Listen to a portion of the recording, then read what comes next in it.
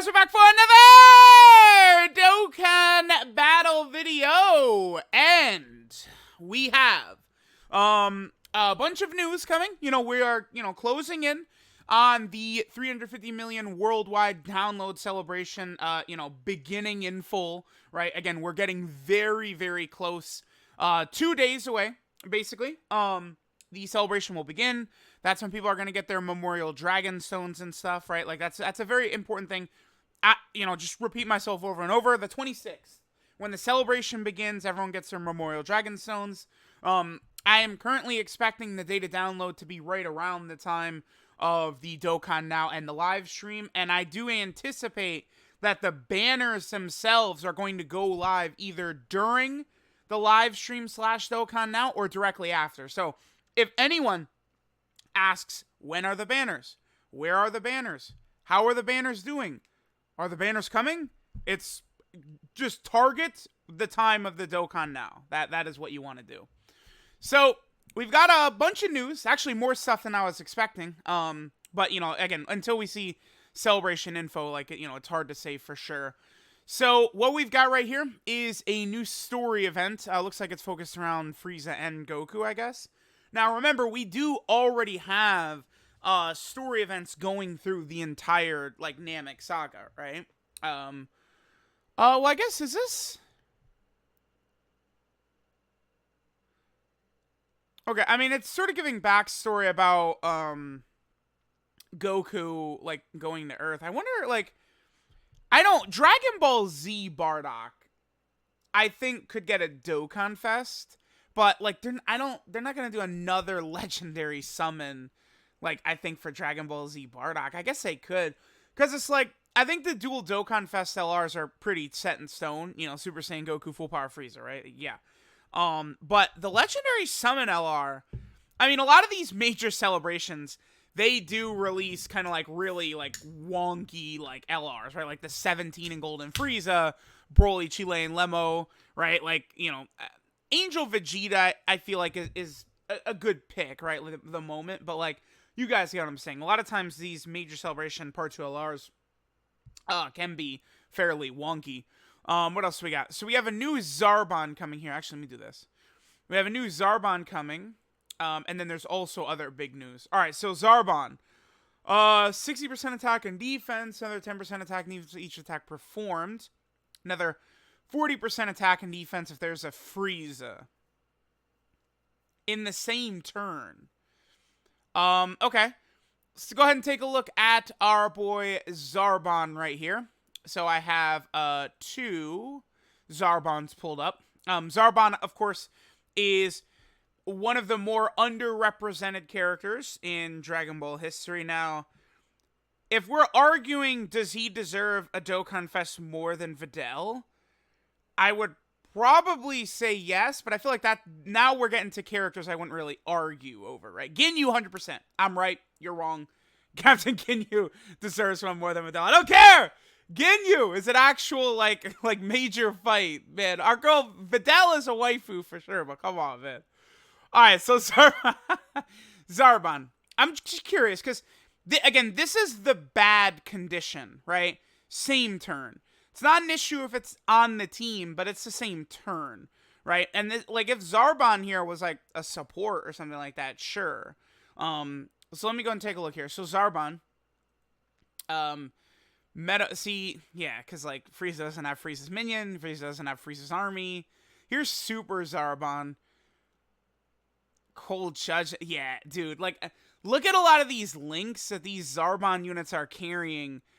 This is my fear, exactly this right here, is that this is exactly why this sucks, right? Same turn, if it's not similar characters. Now, some of these Friezas, again, do have metamorphosis, but, if ZARBON is not going to be big bad bosses, he's not going to have strongest clan in space, universe is most malevolent, right? A lot of these, important links. Let me pull Frieza up real fast.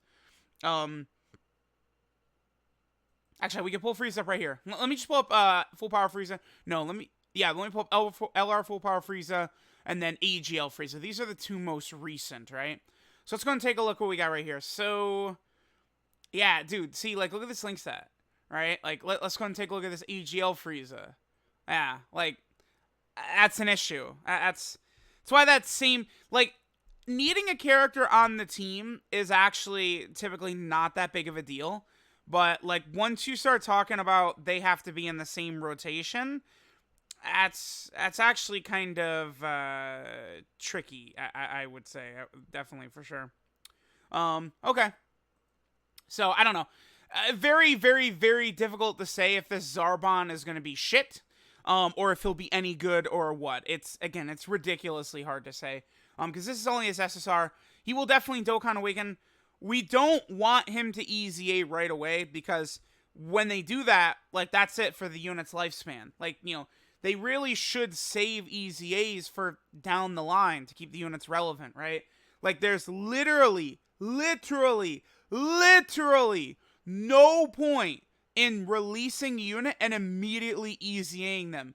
Just make them the EZA version as a TUR, even if they're free to play, right? Like, remember, this is Legend, like, this is Dokkan, it's not Legends, right? Dokkan could drop, Zarbon right here could be one of the top 20 best units in the game, right? Like, just ridiculous. And he's not gonna hurt, like, Dokkan's bottom line or something like that, all right?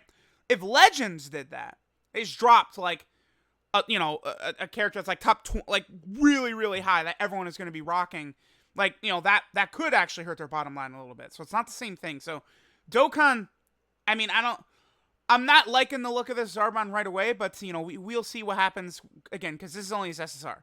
He could TUR, he could get an EZA as well. We'll see. There's also new support memory. Captain Ginyu's super fighting pose, which is good. Support memories are always really fun. Always love seeing those. There's another new story event right here. So this one right here, yeah, because there's this one. Is it the same story? Dude, it's two separate story events, I think. One might be following Frieza's perspective, and one is following Goku's perspective. Is that what's going on here? Because, like, I'm looking at it in the news. Here, let me plug in my... Because it's actually, like, two separate things in the news. So I think what this is like two story events, right? Again, one, I imagine, is following Frieza's perspective, and then the other is following Goku's perspective. Because, see here, let's go over here. Yeah, see, we got the two different ones. So, that's interesting. I wish they would use better art, but whatever. This art is fine. The transforming Goku and Frieza art, but then, like, this is like SR Frieza first form art from, like, the game's introduction. Like, I hate that. Now, one of the big things here, though, this Goku returns right here. This Goku was obtainable during the 3-year anniversary.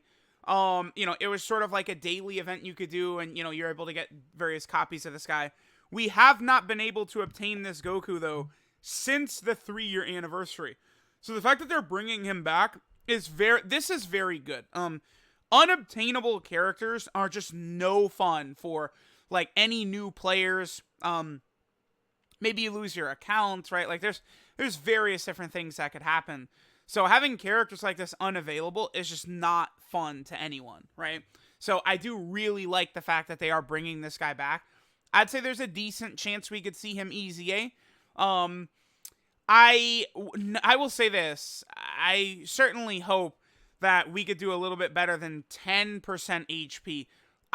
This needs to go up to at least 30 to be even usable at all, right? Now this Goku, by the way, does actually matter for a couple of reasons. A couple of major reasons, right? Why this Goku. Number one is low-class warrior. Low-class warrior, despite the fact that Goku, I mean, you can make the case that every single Goku should be on there, like Turtle School, every Goku's on there. The thing about low-class warrior is that basically after Kid Goku beats Demon King Piccolo, there's almost no Gokus on low-class warrior anymore. They have Goku from the 23rd World Tournament that fights, Dragon Ball Z Piccolo, Demon Jr., right? Piccolo Jr. And then also this Goku. It's so annoying that they don't have any Saiyan Saga, like, era Gokus on low-class warrior, despite the fact that the whole arc, Goku is being dissed as being a low-class warrior, and the whole point is that Goku, with his, mega grind set, catches up to Vegeta, you know, being like the genius prodigal fighter, right?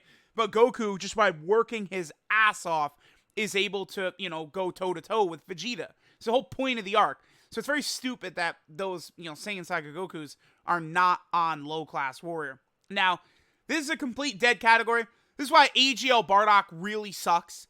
Like, I mean, he's not good, really, honestly, unfortunately. I mean, I say that, like, you could definitely use him for, like, long events, right? But, like, you never fight Wicked Bloodline enemies. And then, again, his SSR, he wants you to use low-class warriors, dude. But, like, there's no good units in here. There's none. It's nothing. It's dead completely. There's actually no characters, I would say, within, like, the top 50, at least, of the game. I don't think there's a single character in this category within the top 50 best units in the game. Like, this category is dog shit, right? So, anything they could do to help this category would be major. Hopefully, you know, Kaioken, Saiyan Saga Goku would be on low-class warrior. They need it. AGL Turles after ZZA is going to be a problem, but we're not quite there yet, right? So that's good. And then also, this Goku is on Savior. This is big, right? Because remember, this Gohan leads Savior and Hybrid Saiyan. There are Gohans, right, that need Goku, such as, well, let me pull up Hybrid Saiyans real fast. The new Prime Battle Goku, or Gohan that just came out. This guy right here. He needs a Goku, right? So now maybe if this Goku becomes usable, if he's a decent option after ZZA, and he's on the Savior team, you can run him on the Hybrid Saiyan / Savior team, and that's going to be really good for that, like, LR Kid, both LR Kid Gohans, right? So that could be good. A buff for Saviors is definitely a really good thing. So that's very solid right there. Okay, we also have more info here too. There's more, right? So all this stuff is on both Global and JP. There's a new boss rush stage coming, which is fine. And then, yep, there's this Goku, which we went over. Finally, the Grand Priest event. It's been 14 months since this came out on JP, and we're getting stage 2 for the Ginyu squad, which is fine. We'll be able to get some really good equips for them. RIP to me, because I've already put equips on all of them, so, like, that's just all, like, thrown away now at this point. Oh, boy. And then I think that pretty much covers everything, right? Like, that's all the new stuff coming. Gonna be a very interesting celebration, man. Planet Namek Saga, there's still a lot. We know that Zarbon's coming, which is good, but we still need so much more. I'm hoping for, like, a variety of free-to-play units. We know that the free-to-play, the Ginyu Force, we know they're easying. So, you know, we'll see. There could still be a lot coming. So, let me know what you guys think of all the info. Thanks, guys, for watching, and I'll catch y'all next time.